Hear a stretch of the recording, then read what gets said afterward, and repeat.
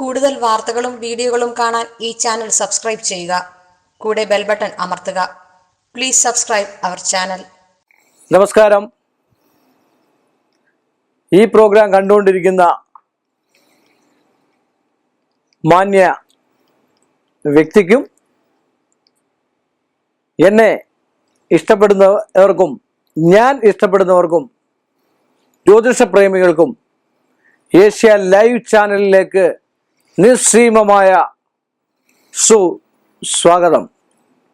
അനിഴ നക്ഷത്രം ദേവഗണത്തിൽപ്പെട്ട വൃശ്ചികക്കൂറിൽപ്പെട്ട ഒരു നക്ഷത്രമാണ് അനിഴ നക്ഷത്രം.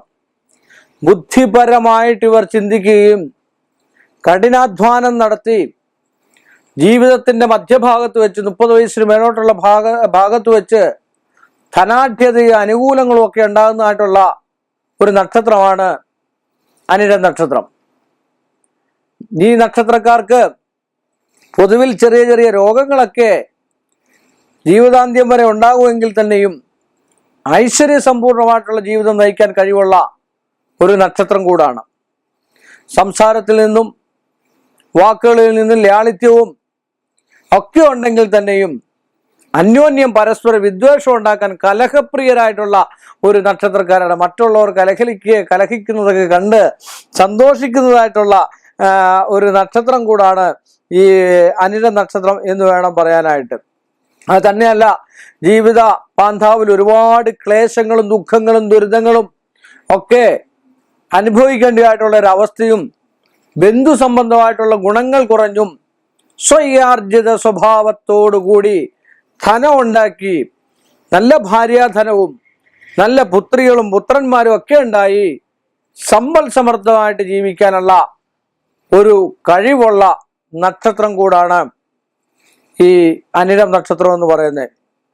അതുപോലെ കലാപ്രവൃത്തികളില്, കായികാധ്വാനത്തില്, കൃഷി സംബന്ധമായിട്ടുള്ള വിഷയങ്ങളില്, ഇങ്ങനെയൊക്കെയുള്ള അവസ്ഥാന്തരത്തില് ഇവരെ ആരെങ്കിലും പ്രോത്സാഹിപ്പിക്കാനുണ്ടെങ്കിൽ ഉന്നത പദവിയിലൊക്കെ എത്താനും അതുപോലെ തന്നെ ഒരു MLA-യോ ഒരു മന്ത്രിയോ ഒക്കെ ആകാനും, പക്ഷെ എങ്കിൽ തന്നെയും അവരുദ്ദേശിക്കുന്നതായിട്ടുള്ള ഒരു പദവിയിലേക്ക് എത്തിപ്പെടാനായിട്ട് പല പല പരിഹാര മാർഗങ്ങളും ഒക്കെ ചെയ്ത് കണ്ടു കഴിഞ്ഞാൽ അവർക്ക് ആ അനുകൂല സാഹചര്യം വന്നു ചേരുന്നതാണെന്നുമാണ് അനിഴ നക്ഷത്രത്തെ കുറിച്ച് ആചാര്യന്മാർ പറഞ്ഞിരിക്കുന്നത്. അതുപോലെ ഇവർ ആഡംബരപ്രമരാണ്.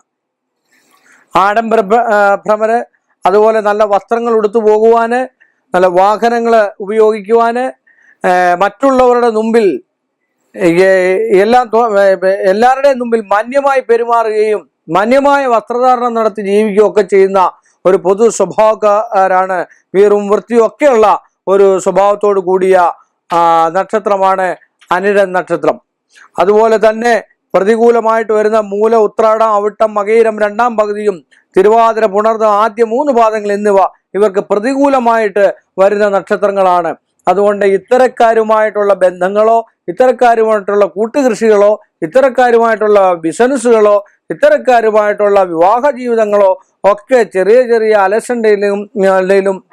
അലസണ്ടയിലും കലഹങ്ങളിലും ഒക്കെ ചെന്ന് എത്തിപ്പെടാനായിട്ട് മാർഗങ്ങൾ സൃഷ്ടിക്കുന്നതായിട്ടുള്ള അവസ്ഥയാണ് കണ്ടുവരിക. അത് ഉത്തമമായിട്ടുള്ള ഒരു മുഹൂർത്തമൊക്കെ നോക്കുമ്പോൾ ഈ നക്ഷത്രങ്ങളൊക്കെ ഒഴിവാക്കി കണ്ട് ഇപ്പോൾ അവർക്ക് 7.5 ശനി വൃശ്ചികക്കൂറുകാർക്ക് തീരാൻ പോകുന്നതായിട്ടുള്ള ഒരു സമയമാണ്. ഇനി കുറെ മാസങ്ങളേ ഉള്ളൂ. അതുവരെ ശിവനെയും ശാസ്താവിനെയും ഒക്കെ പ്രസാദിപ്പിച്ച് കണ്ടു കഴിഞ്ഞാൽ ഏറ്റവും ഉത്തമവും ശുക്രദശാകാലമുള്ളവർ ശ്രീ സൂക്ത പുഷ്പാഞ്ജലി നടത്തുന്നതും ഐക്യമത്യ സൂക്ത പുഷ്പാഞ്ജലി നടത്തുന്നതും സ്വയംവര ഇതുവരെ കഴിച്ചിട്ടില്ലാത്തവർക്ക് സ്വയംവര പുഷ്പാഞ്ജലികളും ഉമാമഹേശ്വര പൂജകളും ഒക്കെ നടത്തുന്നതും ഏറ്റവും അത്യുത്തമമാണെന്ന് പറഞ്ഞുകൊണ്ട് ഈ എളിയ മനുഷ്യന്റെ ഈ ചെറിയ എപ്പിസോഡ് ഇവിടെ അവസാനിക്കുന്നു. വീണ്ടും നമ്മൾ തമ്മിൽ കാണുന്നവരെ എല്ലാ മാന്യ പ്രേക്ഷകർക്കും എൻ്റെ നിസ്സീമമായ നന്ദിയും ശ്രേഷ്ഠമായ കടപ്പാടും. കൂടുതൽ വാർത്തകളും വീഡിയോകളും കാണാൻ ഈ ചാനൽ സബ്സ്ക്രൈബ് ചെയ്യുക. കൂടെ ബെൽ ബട്ടൺ അമർത്തുക. Please subscribe our channel.